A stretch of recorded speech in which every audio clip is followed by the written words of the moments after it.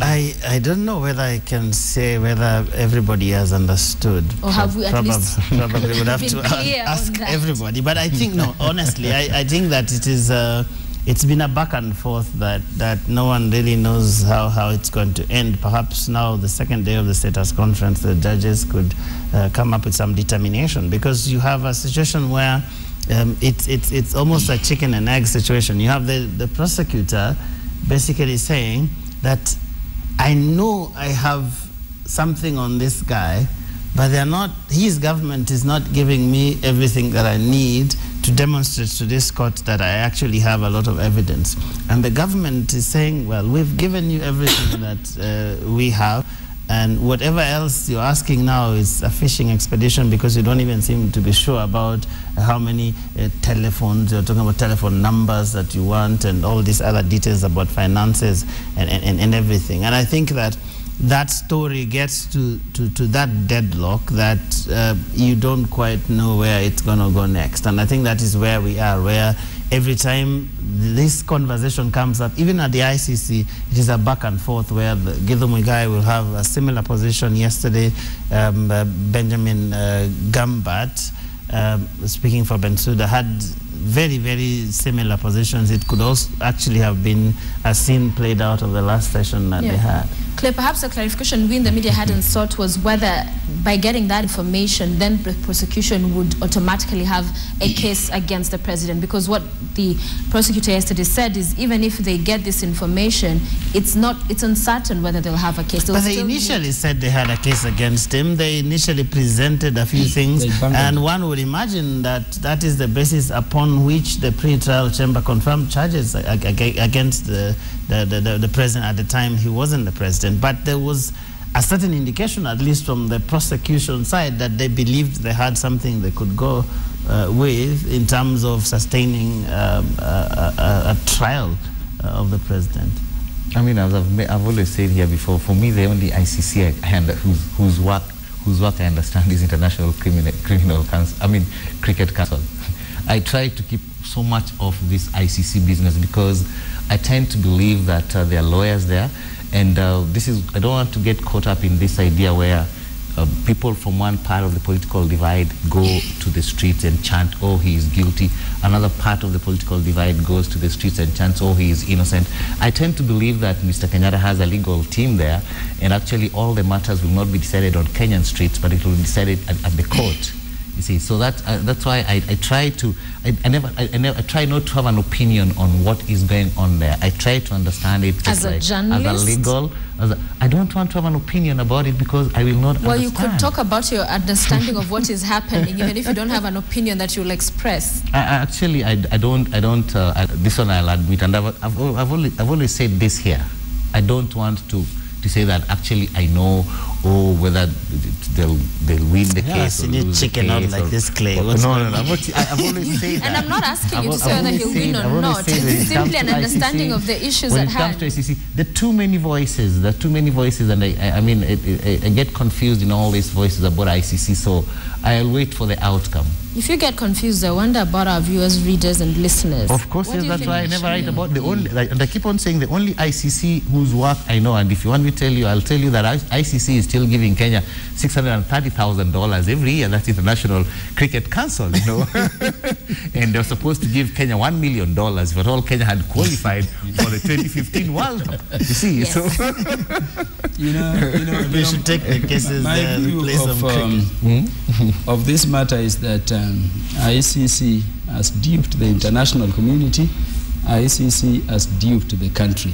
And personally, I blame the media because when Luis Moreno Ocampo came to the country, I did an article piece, which I sent to all our media houses. When I saw the gentleman taking photos with cheetahs, lions, and naming himself after some. And every time, of course, he came to the media, you know how this gentleman was made big, matatus were being named after Ocampo, the media was Luis Moreno Ocampo.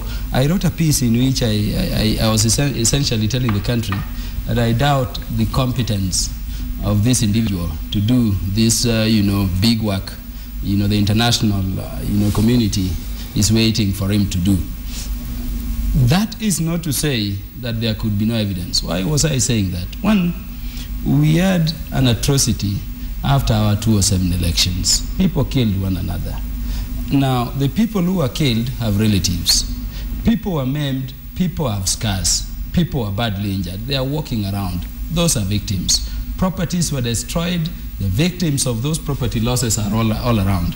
How does it reach a situation where you are being told that it is not the victims who are giving testimonies, but people who are being promised goodies, giving testimonies over this serious issue? And this is coming at a time when, of course, the time for collection of evidence has closed out. I've proposed before to the media that if the ICC wants to stand after this matter, it needs to explain to the world how circumstances have been changing. And of course, they need to make the ordinary people understand that very early. One, like me. Witnesses die. Okay? Two, the accused persons or the suspects in our case, became the holders of instruments of power. And I think this is what they are implicitly telling you, that really we are having difficulties getting what otherwise we would otherwise get, because now you are, in control of the systems through which we would get them. But these explanations need to come. What I wanted to say is that if ICC wanted to demonstrate to the Kenyan people that we are not being duped and that they did not bungle this case, one, Luis Moreno Ocampo ought to be in the dock for offenses of subverting, the course of justice, because there is evidence. How did they fail to get this obvious evidence? Two, those witnesses now recanting the testimonies they give. Those people saying, for the promise of good life, I chose to lie. And of course, by lying, I closed out those victims who could have painfully told us what happened. In good criminal systems, you lock those in. And there are offenses, giving false information to public office, perjury, lying on oath, because those testimonies are given on oath, and generally subverting the course of justice. But these people are letting those people lie to the world, tell the world how they lied, recant, and of course the victims are remaining helpless outside here. But Luis Moreno Ocampo continues to gallivant around the world. These people go lie there and get out. And then in the meantime, the prosecution is saying, we don't have evidence to sustain the trial of President Uhuru Kenyatta, but still we want, President Uhuru Kenyatta to come and be paraded as some common criminal. I mean, it does not happen. And by the way, I'm in court, but permit me to say this. In criminal process, where a prosecution says that I do not have evidence, what follows is withdrawal of the case, more so if the trial has not commenced. If the case is not withdrawn by the prosecution, the court itself, moving on its own motion, proceeds to terminate the case straight away. So, because it is even when the accused is the person is that the judges at ICC actually don't know this, or they're so incompetent that actually they don't understand that? ICC has bungled a beautiful, straightforward case. In but isn't it more nuanced than this? Because I mean, I understand your position that somehow the victims would be perfect witnesses, but I think this case is more complex than that. With respect, I mean, if you got, because I know like there's a gentleman perhaps from your county, from your constituency, who lost entire family in Naivasha and all that. I'm not even sure whether that guy really knows the exact people who killed his family. I don't know, because the ICC, from what I hear them say, they rely on getting the people who bear the greatest responsibility. So some grandmaster maybe sitting somewhere in Nairobi or in Nakuru somewhere and commanding people to go and do things, that sort of thing, or the guy who's financing and bankrolling.